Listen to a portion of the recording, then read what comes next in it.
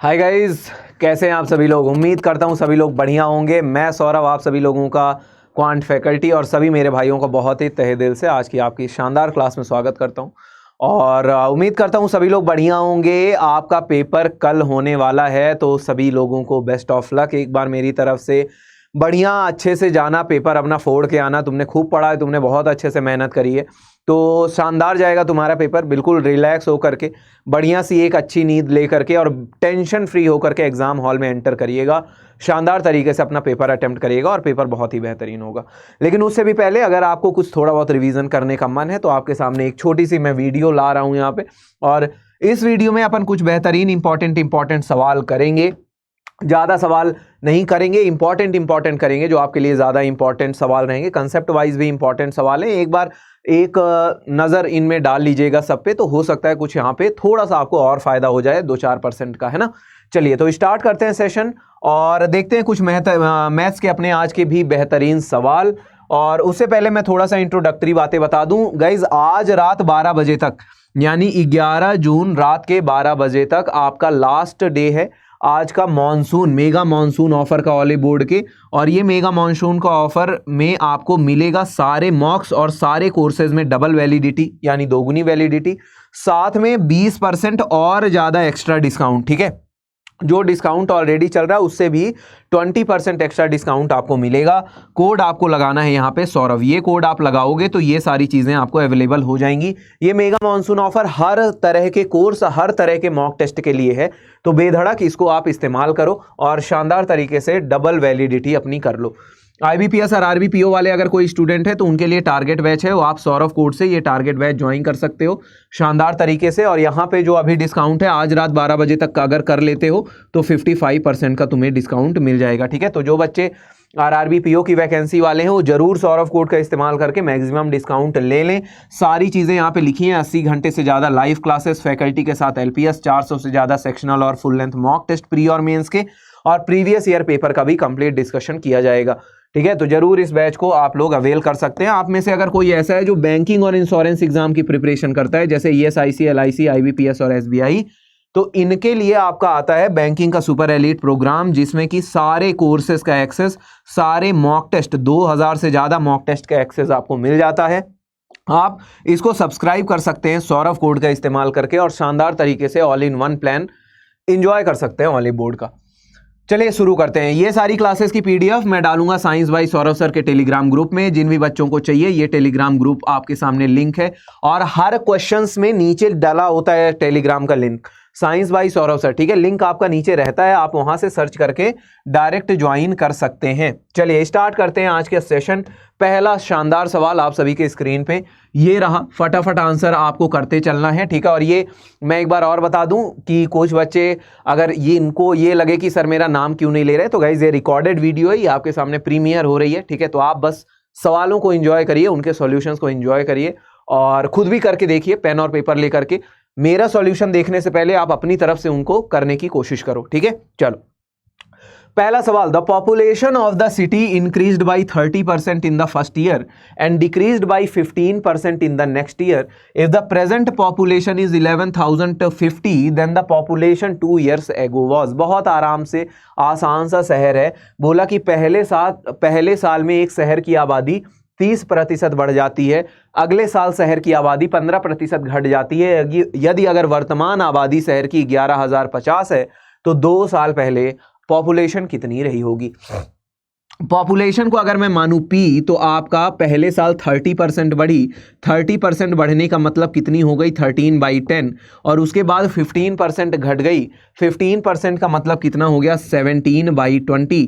कितना हो गया आपका 17/20। और उसके बाद जो पॉपुलेशन है वो 11,050 के बराबर है। आपको बताना है प्रेजेंट पॉपुलेशन। यहाँ से सवाल आपका देखते ही खत्म हो जाता है। यहाँ से अगर आप देखेंगे तो 13 5 जा 65, 13 7 जा 91 और 13 8 जा 104 होता है और 13 5 जा 65 होता है। तो 13 से 850 टाइम्स कटेगा और 17 से जाएगा 50 बार, यानी जो आपकी आबादी थी वो कितनी थी, 10,000 के बराबर। ठीक है, 200 का 50 में मल्टीप्लाई करेंगे आएगा कितना, 10,000, यानी आपकी आबादी कितनी रही होगी, 10,000 आपकी आबादी रही होगी। अगले सवाल में बढ़ते हैं, सवाल नंबर 2। सवाल नंबर 2 बहुत ही आसान सा सवाल है, अच्छा सवाल है, लेकिन थोड़ा सा इतना भी आसान नहीं है। यहाँ पे a प्लस बी से b प्लस सी से c प्लस a का रेशियो दिया है, a प्लस बी प्लस सी 14 दिया है, आपसे c का मान सवाल में पूछा है। अगर आप इन सभी को जोड़ देंगे तो यहां से आपका जो मान आएगा वो आएगा 2 times of a plus B plus C, और ये हो जाएगा 21 के बराबर। 8 7 15 6 21, यानी यहां से अगर देखें तो a प्लस बी प्लस सी का मान आता है 21/2, और लेकिन अगर हम यहां पे देखें तो a प्लस बी प्लस सी का मान दिया हुआ है 14, यानी कि ये जो 21/2 है इसका मान 14 दिया हुआ है। कितना दिया है? 14, यानी एक का मान कितना आ जाएगा? एक का मान आ जाएगा 28/21। कितना आ जाएगा? 28/21। और अगर आप यहाँ पे ध्यान से देखो, एक का मान 28/21 आ गया, आपको c निकालना है, यानी आप a प्लस बी की वैल्यू निकाल लो। a प्लस बी कितना है? 6 है, तो यहाँ से a प्लस बी कितना हो जाएगा तुम्हारा? 6, और 6 एक का मान अगर 28/21 है तो 6 का मान कितना हो जाएगा यहाँ पे? 7 त्रिक 21, 7 चौक 28, 3 दूनी 6, a प्लस बी का मान हो जाएगा 8। और अगर a प्लस बी का मान है, a प्लस बी प्लस सी का मान 14 है, a प्लस बी का 8 है, यहाँ से c कितना आ जाएगा? 14 माइनस 8, यानी c का मान आ जाएगा 6 के बराबर। कितना आ जाएगा c का मान? 6 के बराबर। ए ऑप्शन आपका करेक्ट आंसर हो जाएगा। तो कुछ नहीं करना था, बस इनको जोड़ देना था, ठीक है, और वहां से सारा सवाल आपका आसानी से सॉल्व हो जाता। थोड़ा सा बस दिमाग लगाते तो सवाल आपका खत्म हो जाता। c का मान बताना था, कुछ आपको वहां पे अनुपात दिया हुआ था। अगला सवाल बोला है, train crosses 2 men running in the direction of the train whose speed are 5 kilometre per hour and 7 kilometre per hour in 10 seconds and 11 seconds respectively, find the speed of the train. एक train 10 second और 11 second में train की दिशा में चलने वाले दो व्यक्तियों को पार करती है, जिनकी गति क्रमशः 5 किलोमीटर प्रति घंटा और 7 किलोमीटर प्रति घंटा है। ट्रेन की गति आपको ज्ञात करनी है। समझ में आया? बोला एक ट्रेन क्रॉस कर रही है दो आदमियों को, और वो क्या है? दोनों आदमी ट्रेन की डायरेक्शन में ही दौड़ रहे हैं, है ना, और 5 किलोमीटर पर आवर और 7 किलोमीटर पर आवर की स्पीड है, और 10 सेकंड और 11 सेकंड में ट्रेन उनको क्रॉस कर रही है। तो ट्रेन की स्पीड आपको बतानी है। देखिए, ट्रेन की लेंथ बराबर होगी, और लेंथ बराबर होने का मतलब ट्रेन तो जितनी दूरी पहले वाले व्यक्ति को क्रॉस करने में लेगी, उतना ही दूरी वो तय करेगी दूसरे व्यक्ति को क्रॉस करने में। तो यहाँ पे डिस्टेंस बराबर है, और डिस्टेंस है ट्रेन की लंबाई के बराबर। डिस्टेंस का फॉर्मूला क्या होता है? Speed into time. यानी अगर पहले ट्रेन की स्पीड x-5 रही होगी किलोमीटर पर आवर, तो उसको टाइम कितना लग रहा था क्रॉस करने में?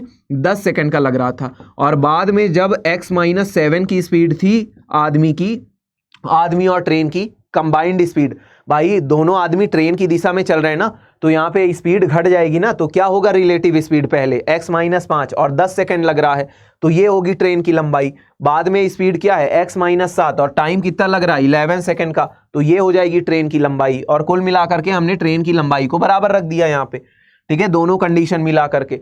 तो अब हमें यहाँ से मिल जाएगा x का मान, और x का मान ही जो है वो ट्रेन की गति है, ठीक है। निकाल लो यहाँ से, ये आ जाएगा तुम्हारा 10x, ये आ जाएगा 50 के बराबर, ये आ जाएगा 11x, ये आ जाएगा 77 के बराबर। यहाँ से देखो तो x का मान आ रहा है 27, और यही आपका क्या हो जाएगा? ट्रेन की गति। 27 किलोमीटर पर आवर आपके ट्रेन की गति हो जाएगी। देखिए यहाँ पे स्पीड किलोमीटर पर आवर में था ना, 5 kilometre per our, 7 kilometre per our, इसीलिए x का मान किलोमीटर पर आवर में आएगा। ये मत सोचना कि यहाँ पे मैंने सेकंड को आवर में क्यों नहीं चेंज किया। अगर सेकंड को आवर में चेंज करोगे तो भी दोनों तरफ से अपॉन में 60/60 और यहाँ पे आने वाला 60/60 कट जाएगा, तो कोई मतलब नहीं है, क्योंकि आप रेशियो ले रहे हो तो सब कुछ कटना ही है। तो चाहे आप सेकंड में टाइम लो, चाहे घंटे में टाइम लो, बात बराबर है, ठीक है। तो बस आपको लंबाई ट्रेन की बराबर करनी थी, 27 आपका आंसर आ जाता। ये वाला देखो थोड़ा सा अच्छा सवाल है, ठीक है, बढ़िया सा सवाल है। इन द गिवन ट्रायंगल, एक आपके सामने त्रिभुज दिया हुआ है ABC, जिसमें आपका ABC और D और E बिंदु दिया है। बोला है AD जो है AE के बराबर है और AB AC के बराबर है। आइसोसेलेस ट्रायंगल है, आइसोसेलेस ट्रायंगल है मतलब कि AB तुम्हारा जो है वो AC के बराबर दिया हुआ है, और बोला है जो AD है वो AE के बराबर है। जो ये वाली लंबाई है AD वो AE लंबाई के बराबर दी हुई है, और एंगल BAD का मान तुम्हारा दिया है 50 डिग्री का, और तुमसे जो पूछा है CDE, ये वाला मान पूछा है, C और D और E ये वाला मान तुमसे पूछा है एंगल का, ठीक है। CDE एंगल निकालना है। बताओ, इतनी कंडीशन दी है, ज्योमेट्री का एक अच्छा सवाल कैसे होगा। देखो मेरे भाई, अगर आप देखो तो ये आइसोसेलेस ट्रायंगल है। क्या है ये? Isosceles triangle. आपको दिख रहा है? क्या दिख रहा है आपको? आइसोसेलेस ट्रायंगल यहाँ पे दिख रहा है, ठीक है। अच्छा, अगर आइसोसेलेस ट्रायंगल है, अगर आइसोसेलेस ट्रायंगल है तो ये वाला एंगल भी बराबर होगा और ये वाला एंगल बराबर होगा। बराबर होगा कि नहीं होगा?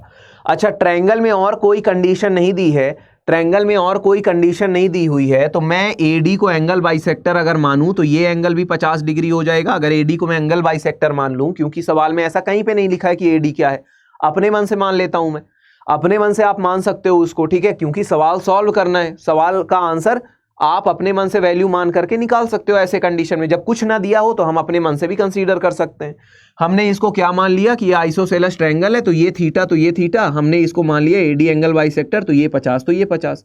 अगर ये 50 है तो ये बचा हुआ एंगल कितना आएगा? 65 डिग्री। और ये वाला एंगल कितना आएगा? ये भी 65 डिग्री आएगा। क्यों आएगा? क्योंकि आपका यहाँ पे AD किसके बराबर है? AE के बराबर है। ये दोनों भुजाएं अगर आपकी बराबर हैं तो ये दोनों एंगल 65-65 होंगे।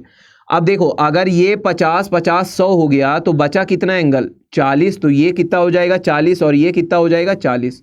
और अब देखो एंगल CD और E और प्लस एंगल 40 डिग्री, ये किसके बराबर होना चाहिए? 65 डिग्री के बराबर होना चाहिए कि नहीं?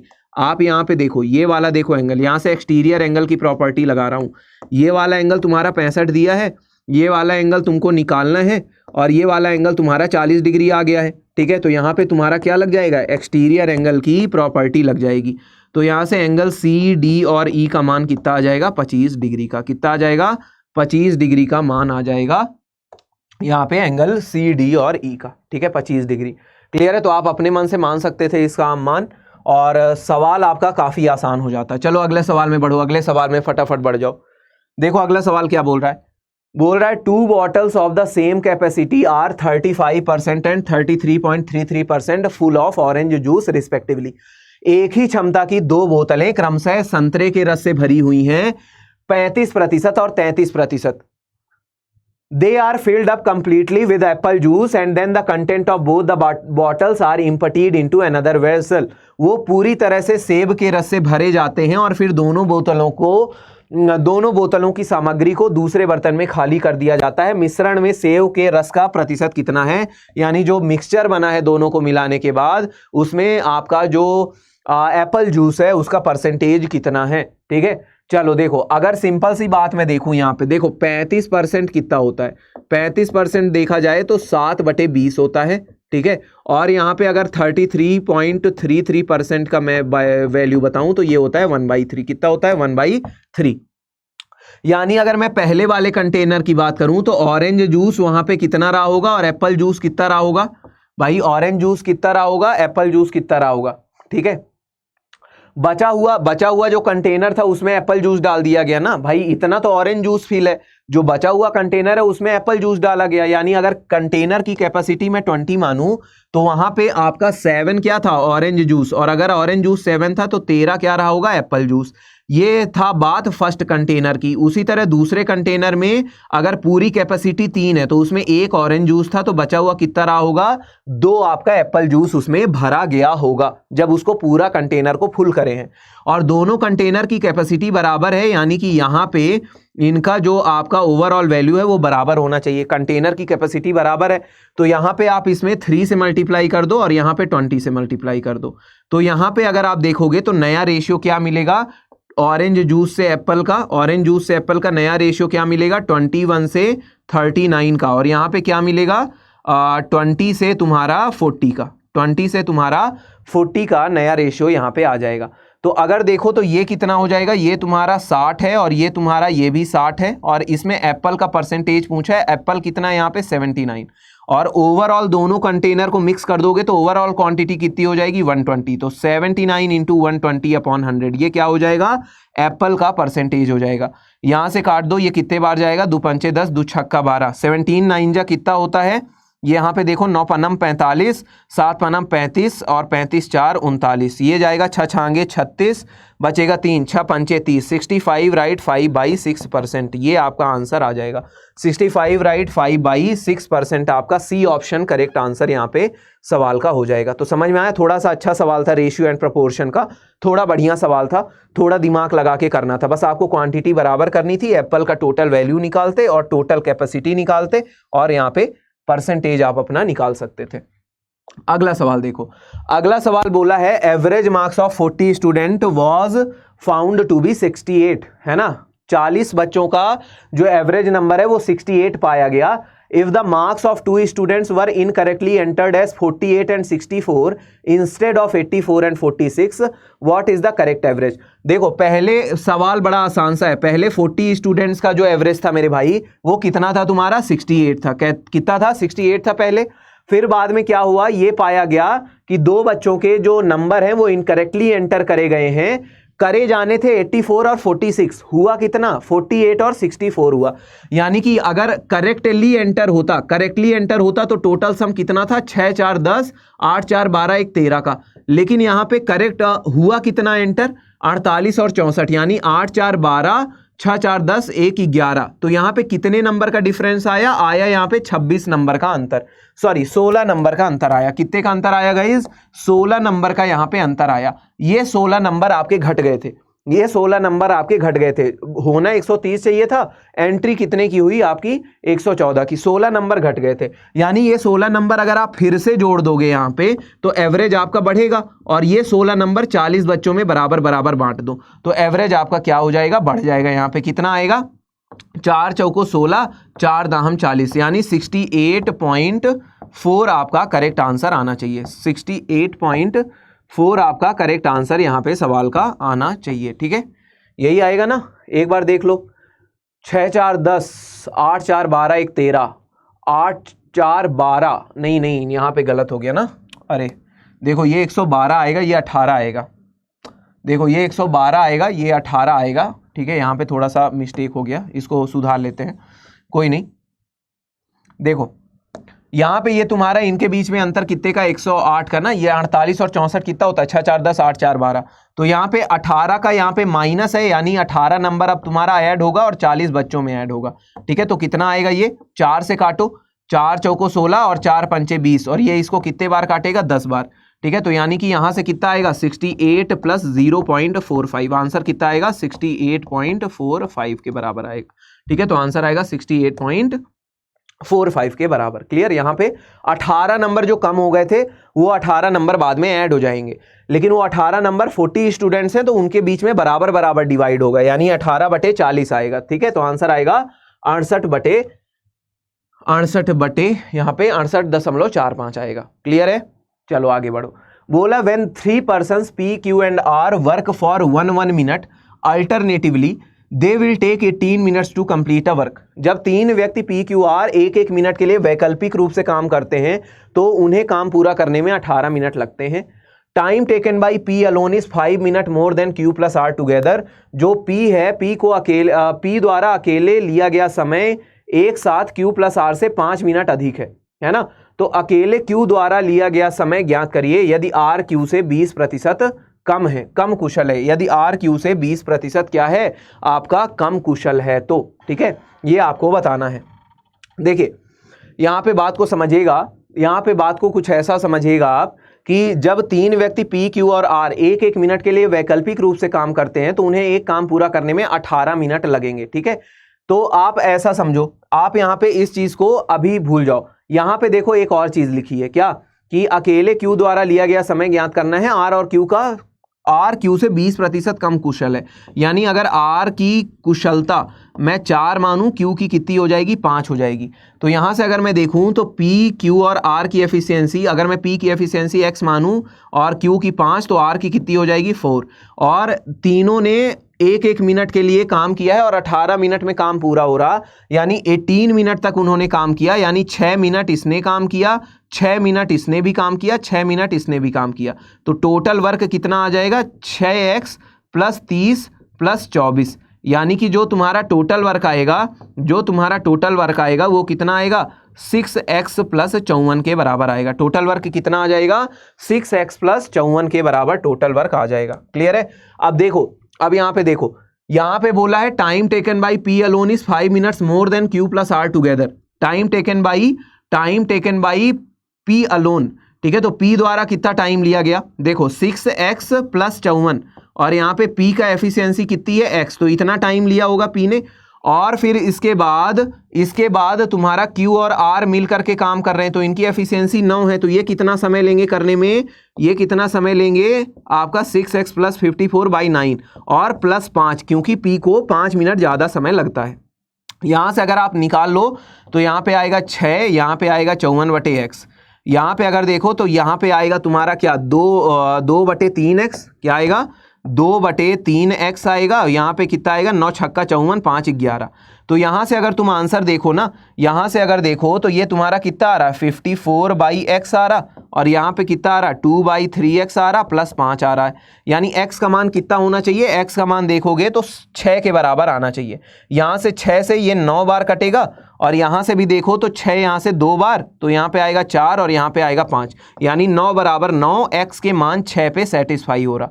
यानी यहाँ पे P की जो क्षमता थी वो कितनी थी? 6 के बराबर। P की क्षमता थी 6 के बराबर।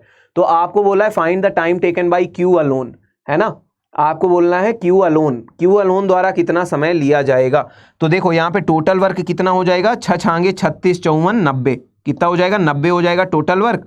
और तुम्हें Q द्वारा समय कितना लिया गया है? तो यहाँ पे 90 और Q की एफिशिएंसी कितनी है? 5, यानी कि कितना हो जाएगा? 18, यानी 18 मिनट लगेगा Q को। ठीक है, तो ये सवाल थोड़ा सा अच्छा लेवल का सवाल था, थोड़ा सा कठिन सवाल था, लेकिन आपका सॉल्यूशन यही होगा इस सवाल का। थोड़ा बढ़िया स्तर का सवाल था, अच्छा हुआ। ये सवाल आपका पेपर में आया हुआ भी सवाल है, ठीक है, ऐसा नहीं है कि सवाल नहीं आया, ये SSC CGL में आया हुआ सवाल है प्री का, ठीक है, तो काफ़ी बढ़िया सवाल था ये, इसीलिए मैंने सोचा आपको भी कराता हूँ। 18 मिनट आपका सही इसमें आंसर हो जाएगा। अगला सवाल है, बोला है इफ a + 1/a इज √3। अगर यहाँ पे बोला है कि a + 1/a तुम्हारा √3 के बराबर है, आपको बताना है a की पावर 52 + 1/a की पावर 52 का मान कितना होगा।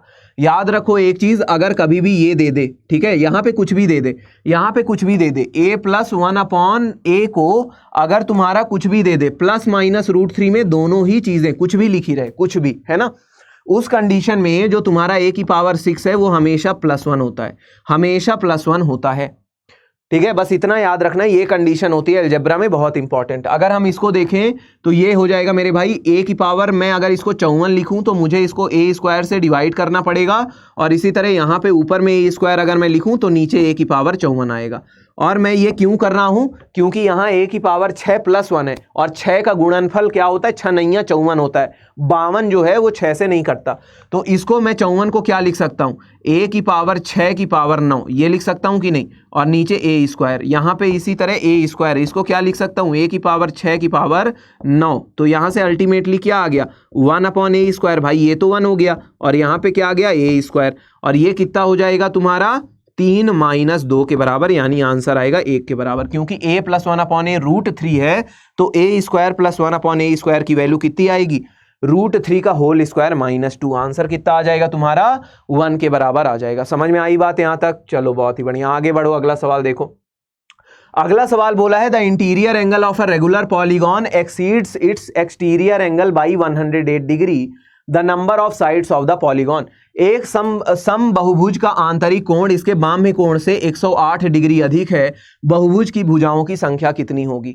बहुभुज की भुजाओं की संख्या कितनी होगी? देखो तुम्हारा जो है इंटीरियर एंगल है रेगुलर पॉलीगॉन का, वो एक्सटीरियर एंगल से कितना है? 108 डिग्री ज्यादा है। इंटीरियर एंगल कितना होता है? इंटीरियर एंगल होता है 180 डिग्री - 360 डिग्री बटे n के बराबर। क्यों ऐसा होता है? क्योंकि इंटीरियर एंगल मेरे भाई और एक्सटीरियर एंगल का जो सम होता है एंगल का, वो होता है 180 डिग्री। कितना होता है? 180 डिग्री इनका सम हुआ करता है, ठीक है। तो अगर आपको पता है कि एक्सटीरियर एंगल हमारा 360 डिग्री बाई n होता है फॉर्मूला, तो आपका इंटीरियर एंगल कितना होगा 180 डिग्री माइनस 360/n, और इनका डिफरेंस 108 डिग्री के बराबर सवाल में आपका दिया हुआ है। तो बस आपका बात यहाँ पे खत्म हो जाएगा। यहाँ पे अगर देखो तो ये माइनस है, ये माइनस है, माइनस कितना हो जाएगा -720/n, और अगर 180 को मैं इधर ले जाऊंगा तो इधर आएगा माइनस का 72 डिग्री, और यहाँ से n का मान सीधे दिख रहा है, ये प्लस हो जाएगा, और 72 से 720 10 बार कटेगा, यानी n का मान कितना आ जाएगा तुम्हारा 10 के बराबर। यानी उस पॉलीगॉन की साइड कितनी है उस पॉलीगॉन की 10 उसकी साइड होंगी, 10 उसकी साइड होंगी। ठीक है, एक्सटीरियर एंगल का फॉर्मूला बस याद रख लो, एक्सटीरियर एंगल का याद रख लो, इंटीरियर एंगल का अपने आप आ जाएगा। ठीक है, एक्सटीरियर एंगल का याद रख लो, और ये याद रखो कि इंटीरियर और एक्सटीरियर एंगल का सम 180 डिग्री है। तो इंटीरियर एंगल का फॉर्मूला 180 डिग्री माइनस 360/n के बराबर हो जाएगा। ठीक है, चलो अगला सवाल है, 3 cubes of volume 512 metre cube are joined end to end, find the surface area of the resulting figure. बोला है कि आयतन 512 मीटर क्यूब के 3 घन एक दूसरे से जोड़ दिए जाते हैं, परमाणु आकृति का सतह क्षेत्रफल आपको ज्ञात करना है। परमाणु आकृति का सतह क्षेत्रफल आपको यहाँ पे ज्ञात करना है। ठीक है, ये आपको बताना है। ठीक है, तो यहाँ पे देखो वॉल्यूम है अगर क्यूब का 512, यानी कि अगर वॉल्यूम है किसी क्यूब का 512 तो उसका साइड कितना रहा होगा 8 सेंटीमीटर, ये बात पता चल गई क्यूब की। और बोला है कि 3 क्यूब को ऐसे जोड़ा गया मेरे भाई, 3 क्यूब को ऐसे जोड़ा गया कि तुम्हारा क्या बन गया, वो क्यूबॉइड बन गया, और उसका क्या बनाना है टोटल सरफेस एरिया तुम्हें बतानी है। तो ऐसे एक पहले तुम क्यूबॉइड बना लो, ये देखो एक ये क्यूबॉइड बन गया। ठीक है, देखो बहुत आसान सा है, तुम्हें समझ में आ जाएगा मैं क्या बोल रहा। ये देखो ये तुम्हें एक क्यूबॉइड बन गया। ठीक है, बन गया कि नहीं भाई, 3 क्यूब को जोड़ोगे तो क्या बनेगा, क्यूबॉइड बनेगा ना 3 क्यूब को। और अगर इनको 3 क्यूब तुमने जोड़ा है तो क्यूब इस प्रकार से जुड़ेंगे, 3 क्यूब आपने अगर जोड़ा है तो क्यूब इस प्रकार से जुड़ेंगे। ठीक है, तो ये वाला एक फेस एरिया यहाँ पे कवर हो गया, ये वाला एक फेस एरिया यहाँ पे कवर हो गया, तो 2 फेस एरिया यहाँ पे गायब हो गए, 2 फेस एरिया यहाँ पे गायब हो गए। किसके 2 फेस एरिया भाई, इस वाले क्यूब और इस वाले क्यूब को, दोनों का, एक का ये वाला फेस एरिया, एक का ये वाला फेस एरिया, दोनों को चिपका दिया, तो ये वाला क्यूब और ये वाला क्यूब का यहाँ पे 2 फेस एरिया गायब हो गए, और इसी तरह ये वाला क्यूब और ये वाला क्यूब का यहाँ पे 2 फेस एरिया गायब हो गए। क्यूब का टोटल सरफेस एरिया कितना होता है, इसका सरफेस एरिया कितना होता है, 6 फेस होते हैं यानी 6a²। अगर 3 क्यूब है तो कितना हो जाएगा, 3 क्यूब का 18a², जिसमें से 4 फेस तो छुप गए, 4 फेस तो छुप गए। अब पूरा सरफेस एरिया क्यूबॉइड का निकालना है, तो जो 4 फेस छुप गए उनका सरफेस एरिया माइनस कर दो, यानी आंसर आएगा 14a², यानी 14 × 64 कितना आएगा, 14 चौको 56 है ना। एक ही ऑप्शन है 6 यूनिट डिजिट वाला 896, एक ही ऑप्शन ही है 6 डिजिट वाला 896 मीटर स्क्वायर तुम्हारा क्या हो जाएगा, मीटर स्क्वायर तुम्हारा क्या हो जाएगा, वहां पे सरफेस एरिया हो जाएगा, मीटर स्क्वायर तुम्हारा सरफेस एरिया हो जाएगा। क्लियर है। तो देखो बड़ा आसान सा सवाल था, कुछ नहीं करना था, बस इतना इमेजिन करना था कि यहाँ पे जो तुम्हारा ये सरफेस एरिया है, ये दोनों फेस क्या हो जाएंगे, गायब हो जाएंगे। तो बाकी जो कैलकुलेट करना है उसमें बस आप 4a² यहाँ पे घटा दो। क्लियर है, समझ में आ गई बात इतनी। चलो आगे बढ़ो, अगले सवाल में बढ़ो। ये वाला सवाल देखो, ये वाला अच्छा सवाल है वैल्यू पुटिंग का, जो मैं तुम्हें समझाता रहता हूं, तो वैल्यू पुटिंग का एक ये तुम्हारे सामने बढ़िया सवाल है, अच्छा सवाल है ये वाला। देखो जरा इस वाले सवाल में वैल्यू पुटिंग लगाओ। मैंने हमेशा बताया ना, अगर इक्वेशन एक हो, वेरिएबल ढेर सारी हो, तो अपने मन से वैल्यू आप रख सकते हैं। जैसे देखो a की पावर y प्लस z की पावर y माइनस z है, और a की पावर z प्लस x की पावर z माइनस x है, और a की पावर x प्लस y की पावर x माइनस y है। तो आपको इसकी वैल्यू बतानी है किसके बराबर होगी। देखो यहाँ पे अगर देखो तो x y z वेरिएबल है, a वेरिएबल है, इक्वेशन एक है, वेरिएबल खूब सारी हैं, तो कुछ नहीं, आपको कुछ नहीं करना है। पुट x बराबर y बराबर z, बात खत्म। x बराबर y बराबर z अपने मन से रख लो, तो ये तुम्हारा कितना हो जाएगा, a की पावर 2 का पावर 0 हो जाएगा। इसी तरह ये a की पावर 2 हो जाएगा, ठीक है, a की पावर 2 की पावर 0, ठीक है, इनको 1 मान लेते हैं। और यहाँ पे तुम्हारा यहाँ पे भी आएगा a की पावर 2 की पावर 0, और किसी की भी पावर क्या होती है 1, क्या होती है, सबकी अगर पावर 0 हो तो क्या होता है 1। आंसर क्या आएगा 1, आंसर क्या आएगा 1। भाई पावर 0 का क्या मतलब होता है, किसी भी चीज की पावर 0 मतलब वैल्यू 1 के बराबर होती है, ठीक है। तो बात ही खत्म हो गई यहाँ पे पूरी आपकी बात ही खत्म हो गई। ये क्लियर है। चलिए, तो आंसर कितना आएगा 1 के बराबर। ठीक है, चलो अगला सवाल, ये भी एक बढ़िया सवाल है, ये एक बढ़िया सवाल है। PQRA is a rectangle, AP की लंबाई 22 सेंटीमीटर है, PQ की 8 सेंटीमीटर है। Triangle ABC is a triangle whose vertices lie on the side PQRA such that BQ is 2 centimeter and QC is 16 centimeter. Then the length of the line joining the midpoint of side AB and BC is, ये आपको बताना है। PQRA एक आयत है, AP 22 centimetre है, PQ 8 centimetre है। Triangle ABC एक त्रिभुज है जिसमें शीर्ष PQRA की भुजाओं पर इस प्रकार स्थित है कि BQ की लंबाई 2 सेंटीमीटर और QC 16 सेंटीमीटर है। तो AB और BC भुजाओं के मध्य बिंदुओं को मिलाने वाली रेखा की लंबाई कितनी होगी। ये सवाल थोड़ा सा बढ़िया सवाल है। देखो भैया, PQRA बना लो ट्रायंगल। पहले बड़ा आसान सा सवाल है, वैसे जितना बड़ा लिखा हुआ है ना, जितना बड़ा लिखा हुआ है उतना ही छोटा सवाल का सॉल्यूशन है। देखो, मैं सवाल अच्छे अच्छे लाता हूं, लेकिन उसका मैं सबसे सरल तरीका भी तुम्हें इसीलिए बताता हूं कि उस सवाल का इजीएस्ट तरीका क्या हो सकता है। सवाल देखने में बड़े लगते हैं, करने में उतने ही आसान हुआ करते हैं जब हम उसे सॉल्व करते हैं। तो देखो, PQRA तुम्हारा एक रेक्टेंगल है जिसमें AP की लंबाई 22 है, PQ की 8 है। ठीक है, तो हम ये मान लेते हैं 8 है, ये तुम्हारी लंबाई 22 सेंटीमीटर है। रेक्टेंगल है तो ये भी 8 सेंटीमीटर हो जाएगा और ये भी तुम्हारा 22 सेंटीमीटर हो जाएगा। फिर बोला कि ABC ट्रायंगल है जिसके वर्टेक्स लाई करते हैं PQRA पे, मतलब जो उसके कोने हैं वो PQRA ट्रायंगल पे हैं, सच दैट BQ कितना है, BQ की लंबाई 2 सेंटीमीटर है। तो मान लेते हैं ये तुम्हारा पॉइंट है BQ, और अगर ये 2 सेंटीमीटर है तो ये हो जाएगा 6। और QC माने C पॉइंट आपका यहाँ पे है, QC की लंबाई तुम्हारी 16 दिया है, तो 16 दिया है तो ये वाला तुम्हारा कितना हो जाएगा 6। तो आपसे बोला है कि length of the line segment joining the mid point side AB and BC। तो AB और AC को पहले जोड़ दो, ये जोड़ दिया, और ये तुम्हारे जोड़ दिया अपना BC को। तो BC के मिड पॉइंट है ना, BC और AB के मिड पॉइंट को जोड़ने वाली लाइन, ठीक है, ये दोनों साइड बराबर हैं, ये दोनों साइड बराबर है, ये इसको जोड़ने वाली मिड पॉइंट की लाइन का लंबाई बताना है, इन दोनों का लंबाई बताना है। MN की लंबाई आपको सवाल में बतानी है। निकाल लोगे सवाल का आंसर, बहुत अच्छा सवाल है। देखा, समझ में आया क्या निकालना है तुमको? MN की लंबाई निकालना है। ठीक है, AB और BC का जो मिड पॉइंट को ज्वाइन करने वाले दोनों पॉइंट है उनकी लंबाई, है ना। देखो भैया, अगर ये तुम्हारा 6 सेंटीमीटर ऊपर आ गया, नीचे 16 सेंटीमीटर आ गया, और आपका ये रेक्टेंगल है यानी 90 डिग्री है, तो 8, 6 और 10 सेंटीमीटर का क्या होता है? 8, 6 और 10 सेंटीमीटर क्या होते हैं तुम्हारे?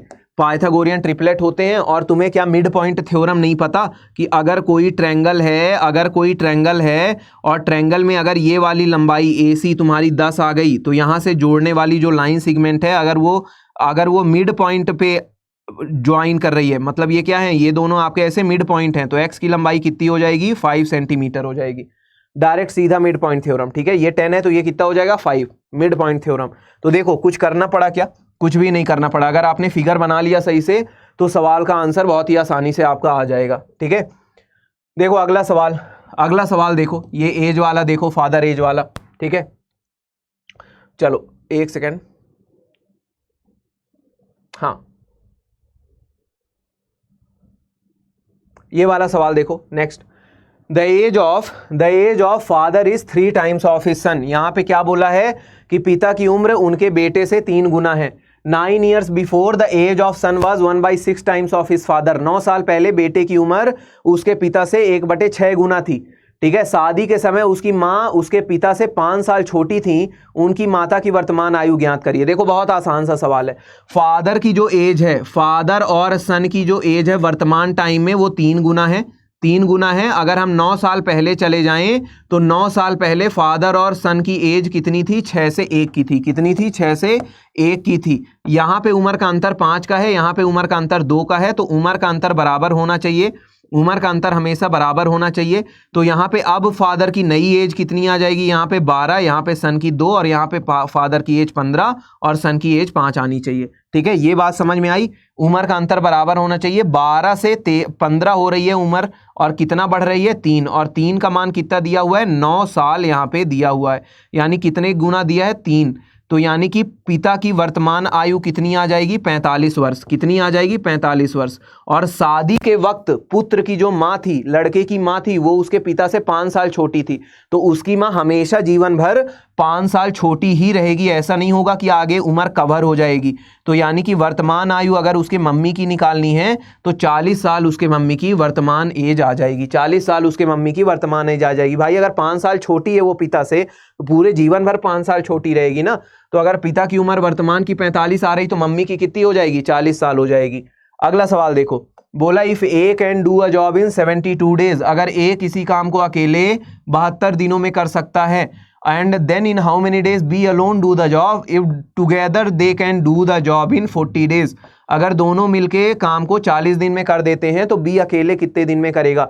बड़ा आसान सा सवाल है। 72 और 40 का एलसीएम कितना होगा, 5 दूना 10, 7 पाना 35, 1 36, ए का क्षमता 5 और ए प्लस बी की क्षमता आएगी 9 के बराबर। यानी अगर ए की क्षमता 5 तो बी की क्षमता 4, तो 360 काम करने में बी को कितना समय लगेगा, 90 दिनों का समय लगेगा। कितना समय लगेगा, 90 दिनों का समय लगेगा। किसको, बी को काम करने में। तो ये तो सबसे आसान सवाल था, ये तो तुम्हारा सबसे आसान सवाल था, इजीएस्ट क्वेश्चन था ये। ठीक है, चलो देखो नेक्स्ट क्वेश्चन। देखो नेक्स्ट क्वेश्चन क्या है, an amount of ₹6100 is invested in 2 schemes. In scheme A some amount is invested at the rate of 10% per annum for compound interest for 2 years, and in the scheme B the remaining amount is invested at the same rate for 4 years at simple interest. If the interest received on both the schemes are same, then what amount is invested in scheme A? बहुत आसान सा सवाल है।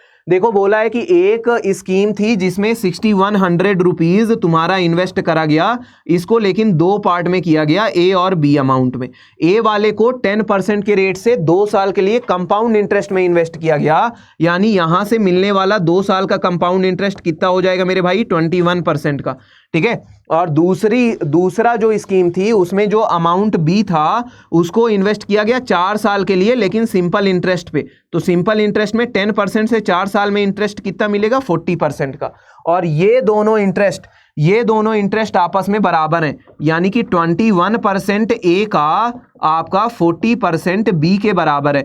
यानी ए और B में किस ratio में पैसा डिवाइड हुआ होगा, 40 से 21 का। यानी इनका जो सम है वो कितना है, 61, और 61 का मान 6100 है। यानी 1 का मान कितना है, 1 का मान 100 है। यानी कि ए ने कितना पैसा इन्वेस्ट किया होगा, तो ए ने कितना इन्वेस्ट किया होगा, 40, और यहाँ पे 1 की वैल्यू 100 है, यानी 4000 रुपीज ए ने इन्वेस्ट किए होंगे। कितने इन्वेस्ट किए होंगे ए ने, 4000 रुपीज इन्वेस्ट किए होंगे। तो बहुत आसान सा सवाल है, कुछ नहीं करना है। देखो ए और बी अमाउंट में पैसा बांटा, 10% रेट था, तो यहाँ पे कितना मिलेगा 2 साल में, यहाँ पे 2 साल में इंटरेस्ट कितना मिलेगा 10 के हिसाब से 21%।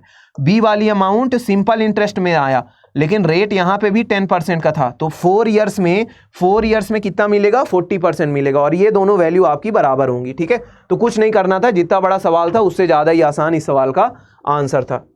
ठीक है, अगला सवाल देखो, अगले में क्या बोल रहा है कि if an article is sold at 12.5% gain instead of 16 right 2/3% loss, then the main gain is ₹1533 more, है ना। तो कॉस्ट प्राइस आपको बताना है। सवाल में क्या बताना है, तुम्हें कॉस्ट प्राइस बताना है। बहुत आसान सा है। बोला एक यदि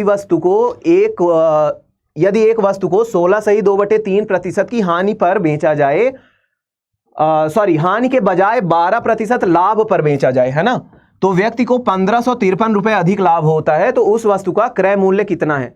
देखो बड़ा आसान सा ये भी सवाल है। 12.5% का यहाँ पे गेन हो रहा था, 12.5% होता है 1/8, ठीक है, 1/8। अच्छा 16 सही 2/3 का यहाँ पे क्या हो गया, लॉस हो गया। 16 सही 2/3% का क्या हो गया, यहाँ पे लॉस हो गया। तो ये कितना होता है, 1/6। कितना होता है, 1/6। और 8 और 6 का एलसीएम क्या होता है, 24। तो मैं अगर मान लूं कि उसका यहाँ पे 24 था एलसीएम उस ऑब्जेक्ट का, तो यहाँ पे अगर आपने पहले लॉस किया तो लॉस कितना हुआ यहाँ पे 4 का, यहाँ पे प्रॉफिट कितना हो रहा था 3 का। ओवरऑल डिफरेंस कितना है 7, और 7 का मान कितना है 1533 रुपए। 1 का मान कितना हो जाएगा, 7 दूनी 14, यहाँ पे कितना आएगा 1, 7 1 7, 7 9 63, यानी 1 की वैल्यू 219। तो यहाँ पे सीपी कितनी हो जाएगी तुम्हारी 24 × 219। देखो 9 चौको 36 होता है, एक ही ऑप्शन है जहां पे यूनिट डिजिट तुम्हारा क्या है 6 है, तो आंसर कितना हो जाएगा 5256। ठीक है, आसान सा था सवाल, कुछ नहीं करना था, बस तुम्हें डिफरेंस निकालना था कि भाई यहां पे जितना प्रॉफिट है और यहां पे जितना लॉस है, तो ओवरऑल अंतर तुम्हारा 7 का था, है ना। चलो तो बाकी के सवाल अब यहाँ पे वैसे होमवर्क के लिए बचा नहीं है कुछ, तो ख़त्म ही हो गए हैं। तो ऑलिव बोर्ड का यहाँ पे आपका गाइज रात के 11 बजे तक मेगा मॉनसून का ऑफर चल रहा है। ठीक है, तो 11 जून तक यहाँ पे आपको डबल वैलिडिटी मिल रही है सारे कोर्सेज में, और साथ में एक्स्ट्रा और 20% का ऑफ है।